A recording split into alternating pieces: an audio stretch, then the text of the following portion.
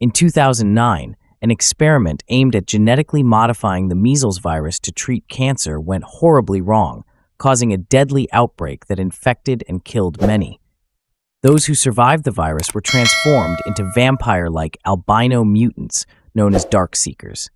These cannibalistic beings roam the night, preying on the few remaining immune survivors, and are highly vulnerable to sunlight. By 2012, 3 years after the outbreak, LTC Robert Neville, a U.S. Army virologist, is living alone in a heavily fortified home in Washington Square Park, Manhattan.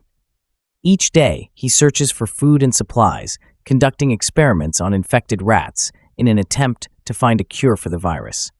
He also broadcasts a constant message on the radio, hoping to reach any surviving humans and encourage them to meet him at the South Street Seaport at noon.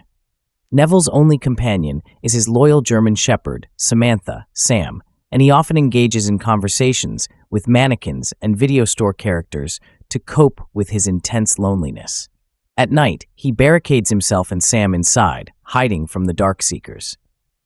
Haunted by memories of his wife, Zoe, and daughter, Marley, who died in a helicopter crash during the evacuation of Manhattan, Neville struggles with the haunting loss, knowing that he stayed behind while others were evacuated under military quarantine.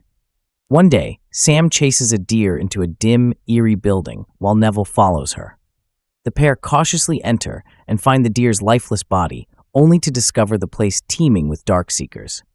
As they make their way out, the sunlight kills the attacking creatures, allowing Neville and Sam to escape unharmed. Determined, Neville sets up a snare trap and captures a female darkseeker, believing he may be able to create a cure using his own blood. However, when a male alpha darkseeker tries to pursue them, the sunlight forces him to retreat back into the shadows. Neville takes the female darkseeker to his basement laboratory, hoping to reverse her condition, but his efforts to cure her prove unsuccessful.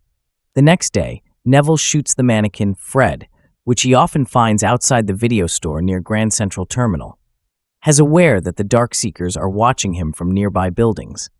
As Neville approaches Fred, he steps into a trap similar to the one he used to capture the female Darkseeker, and he hits his head, knocking himself unconscious. When he wakes, the sun has set and infected dogs attack him. During the struggle, Sam is bitten. Though Neville and Sam manage to kill the dogs, Sam starts showing signs of infection. Dogs are resistant to the airborne virus, but can still contract a separate strain through bites. Neville injects her with his serum, but as Sam begins to change, showing symptoms of infection, Neville is forced to strangle her to prevent her from fully transforming.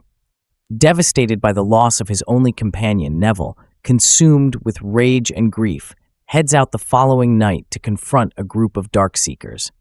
He is about to meet his end when he's rescued by two immune survivors, Anna and a young boy named Ethan, who had traveled from Maryland after hearing his radio broadcasts. They manage to get the injured Neville back to his house, where Anna explains that they are heading to a survivors' camp in Bethel, Vermont.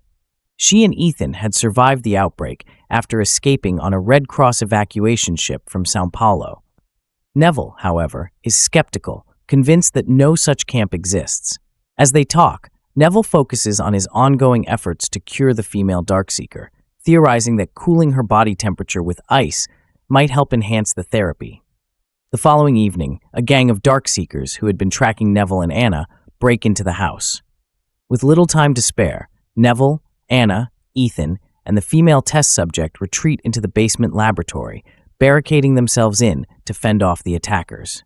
The alpha male Darkseeker attempts to burst through the glass of the lab while forming a butterfly shape as the Darkseekers assault.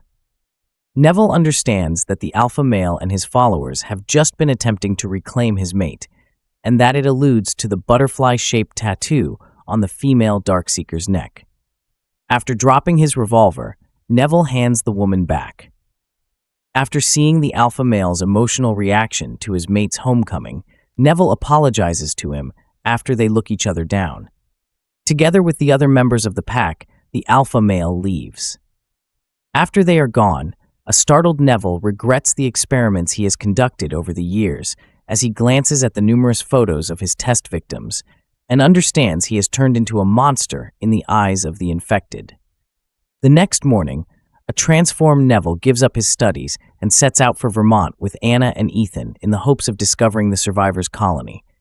As they cross the George Washington Bridge, Anna gives a resolute monologue that concludes, "You are not alone."